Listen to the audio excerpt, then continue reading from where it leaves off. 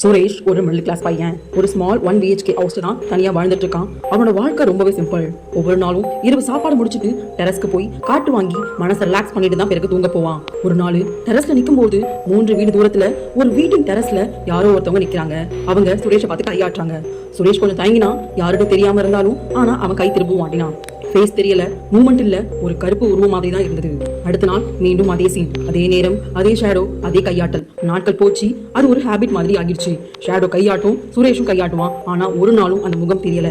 சுரேஷ்க்கு curiosity அதிகமாச்சு. யார் அவன், எங்கிருந்து வரான் என்று யோசிச்சான். ஒரு மாலை சுரேஷ் அந்த வீடு இருக்கிற ஸ்ட்ரீட்டுக்கு போனான். அங்க போனதும் அவனோட மனசு ரொம்பவே பயந்து போச்சு. வீடு இல்ல, அங்க இருந்தது ஒரு கைவிடப்பட்ட பில்டிங், பூட்டப்பட்ட கேட், உடைந்த சுவர்கள், அமைதி, ரொம்ப அமைதியா இருந்துச்சு. அந்த இடம் பேய் இருக்க இடம்னு பேச்சு இருந்த இடம். அப்போ திடீர்னு ஒரு அங்கிள் வந்தார். ஏ பையா, என்ன பண்றீங்க? இது ரெஸ்ட்ரிக்ஷன் ஏரியா, இங்க வரக்கூடாது, சீக்கிரம் வீட்டுக்கு போ என்றார். அந்த வார்த்தைகள் சுரேஷை இன்னமும் ரொம்ப பயமுறுத்திச்சு. அவன் வீட்டுக்கு ஓடினான். அந்த இரவு சாப்பாடு சாப்பிட்ட பிறகு அவன் மனசுல ஒட்டுந்து ஒண்ணுதான் அந்த அங்கிள் சொன்ன வார்த்தைகள்.